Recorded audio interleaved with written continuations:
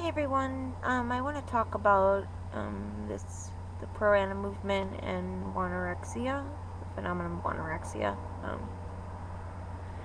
I think most of us can agree that this is a very disturbing issue that is not only insulting to people who are suffering with genuine eating disorders, but also very concerning.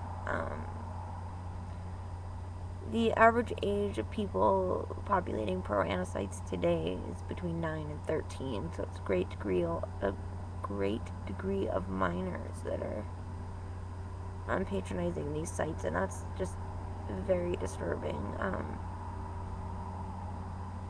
And also promotion of a disease that ultimately will kill 20% of sufferers, that's pretty disturbing too. So I started researching the ProAna movement several years ago now, I guess. And I was actually shocked by what I learned, that, the majority of news on the subject, or like media outreach efforts on the subject, suggest that pretty much it's people who glorify eating disorders.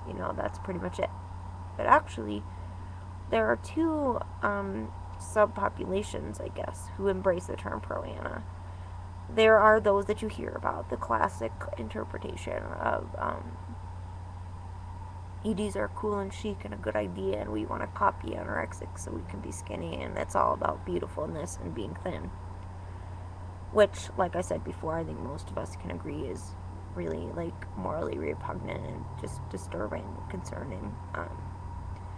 But the lesser known group, and interestingly enough, the original group, were people who interpreted that term as being proactive in anorexia. These were individuals who were whose cases were refractory to treatment, who found recovery to be an elusive dangling carrot. Like, it wasn't something they could achieve, that too many of the facets from the eating disorder remained despite efforts to get healthy, and acknowledging that and deciding, okay, let's make the best of things. Yes, this is an eating disorder and it's not curable, so let's try and live as well as we can. So I wrote a very short, informative article about this, just like an entry, and it's received a lot of positive feedback, so I wanted to share it here as well. I'm just going to read it to you, and I'd love to hear your thoughts. Okay, where is here? Two types of ProAna, a distinction must be made: anorexia nervosa versus Wanarexia. Anyone who has done research on the ProAna movement knows there are actually two subgroups who claim this term as a representative label. One, individuals suffering from genuine anorexia nervosa or other restrictive eating disorders. Commonly, this approach to the journey stems from barriers to treatment and a subsequent desire to reach out and connect with kindred sufferers for support. They may or may not be recovery-oriented.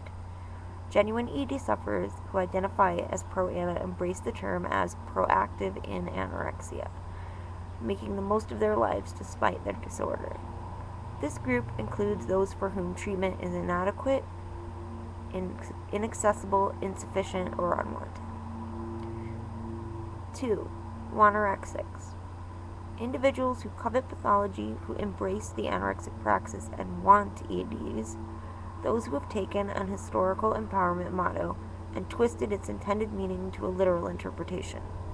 They actually believe that anorexia is a lifestyle, not a disease. These are individuals who do not have eating disorders but wish they did, those who strive to attain the extremely thin physique exhibited in long-term anorexics, who emulate the eating disordered practices which manifest in anorexia nervosa patients.